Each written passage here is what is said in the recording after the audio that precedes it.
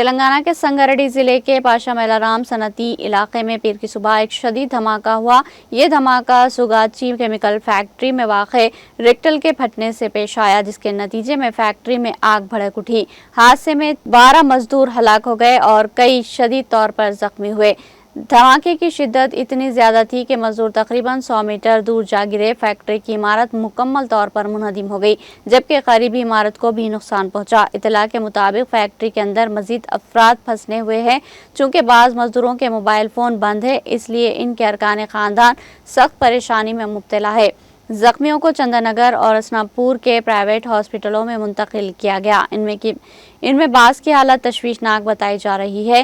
آگ پر قابو پانے کے لیے 11 فائر انجن موقع پر پہنچے اور فائر بریگیڈ عملہ آگ بجھانے کی کوششوں میں مصروف ہے۔